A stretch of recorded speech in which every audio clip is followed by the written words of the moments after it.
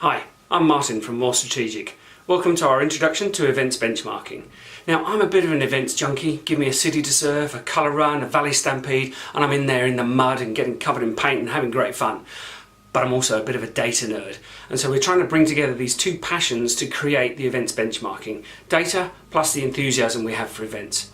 And if you're like me, you've heard for years the complaints from event managers about the inability to compare and analyse our events. I hear the cries from people saying, you know, my event income is down, is that normal?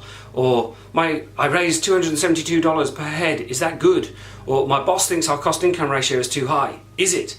Well, we've never really been able to compare event data in any way to make these to answer these questions until now. So what we're going to be able to do is look at three types of data. The first data we want to look at is your events data for your fundraisers. So all those lovely people who host morning teas or girls' night ins or sell daffodils or bandanas for you, we want to get all of their data so we can look at their retention rate, how many of them carry on doing it from year to year, their average raised, but probably more importantly the distribution of the income they raise. So typically we find that 3% of your hosts will raise about 30% of your money, and you need to know who those 3% are. We also want to be able to look at your growth over time and see what's driving the growth. Is it more participants or is it greater value? And is that different from what's been driving growth for other charities?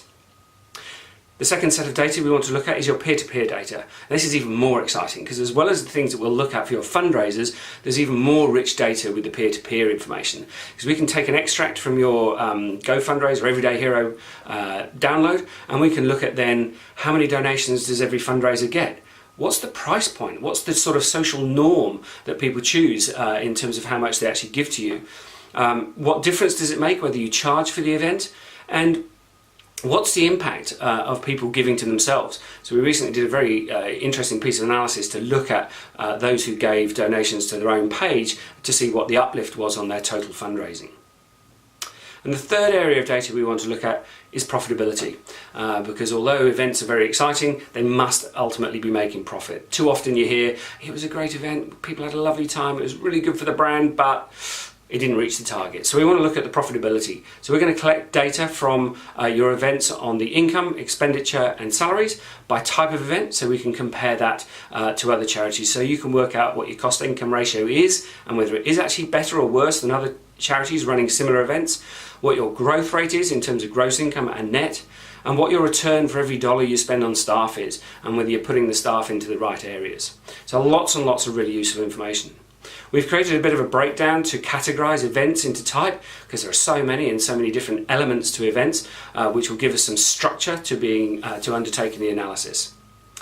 And once we've got all your data in, and I've had a complete meltdown of pivot tables and immersed myself totally in it, we're going to do a couple of things. We'll be giving a general sort of market report so people can actually see the trends by type of event. We'll be bringing those people together who've taken part to share some insights, because actually by working together we might be able to come up with ideas about how we improve the events category, not just our own individual event for our charity.